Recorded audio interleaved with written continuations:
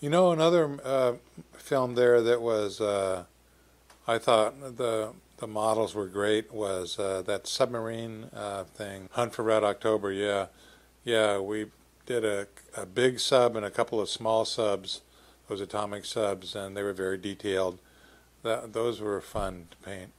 I enjoyed that. Hunt for October, that was a good film. You know, there were a lot of really cool moments, and a lot of nice big models. Now, Ron Gress was our lead painter, and I learned a ton of stuff from him.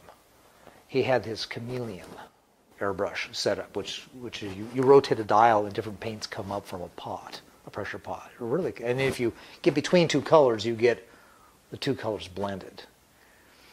It was a beautiful tool, but it was very finicky. And as long as he was there to keep adjusting and fixing it for me, it worked fine.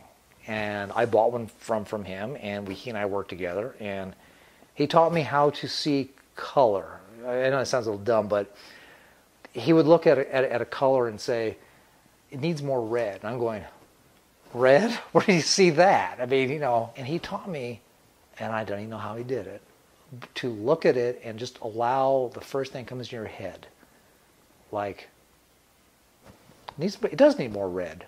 A little more red would kill the blue, and it, you know, and I just go with that first gut feeling, and I'm right. And he taught me how to paint from primaries any color I want out of lacquers, and that was cool. I ended up, when he left and moved on, and I ended up being the lead painter for Boss, and I kept, you know, bottles of lacquer paint, mason jars, and I would have them all numbered and dated, so I at least know how old this was. And occasionally, hey, I need this thing repaired. It was bottle 16. I had a little book going, these are the colors I mixed to make this thing. I had a log, so I could reproduce anything that was there. And when I would shop to shop, I kept the log. So this is the DQ log, this is the Boss log, and kept track of them. I started at Boss Film, working for Mark Stetson on a Minute Maid commercial.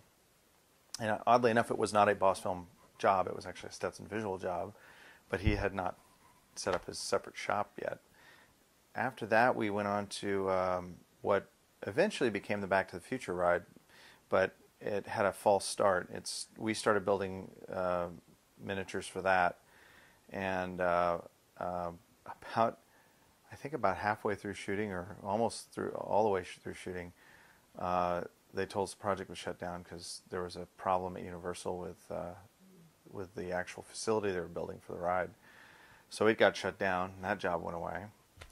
And it was at that point that Mark Stetson left Boss and went over to start his own company with Bob Spurlock, Stetson Visual Services. I stayed on, and shortly after that, we started working on Red October, Hunt for October, and Greg Jein came in. Dave Jones took over the model shop as the supervisor.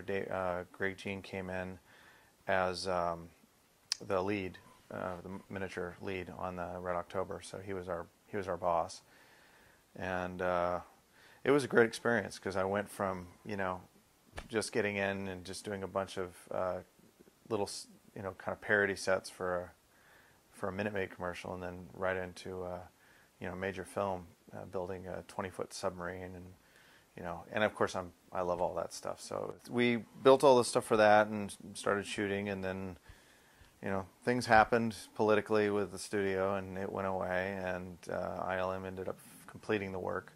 I was working at Chris Whalers Incorporated, which is a creature shop, you know, over there in the Bay Area. And then I got called from Ezo Young, actually, and they said that we understand you will be, you know, might be available. Would you be interested in working on Hunt for October? You know, you come highly recommended. I'm like, oh, yeah, that'd be excellent. So I was hopping back over there to do that show, and I worked with like Kim Smith and John Goodson and all these other fantastic model makers doing the October. And that was really neat because it was actually one of those things where, you know, working on a model that's going to be different scales. I'm not sure how to scale the submarine though, but it was one of those projects where I was able to, when we put the details on and everything and seeing it on screen, you know, and how they shot it underwater, it was like, oh, that looks great. And I was very proud. It was neat to be part of that, you know, and to work with those people because it became a kind of like a real popular film. It was actually shot in Cookie Bay. I think that was in Richmond or someplace off the lot of ILM, and it was a whole set that was filled with smoke, and I actually worked there for a week doing rocks, and it was putting tin foil or heavy foil on top of these forms to make rocks, and it was such a simple, effective way to make something that's very fast and effective. And when they shot it, it looked great. I mean, it was wonderful. It was one of those things where sometimes if it's closer view, you might have to carve rocks out of stuff and make it more realistic, like Pirates, when we worked in Pirates of the Caribbean. But with this one, we just put foil over it, and the foil itself made some good texture. And through the fog and light, it really was very effective. And I was very amazed how the shot was great.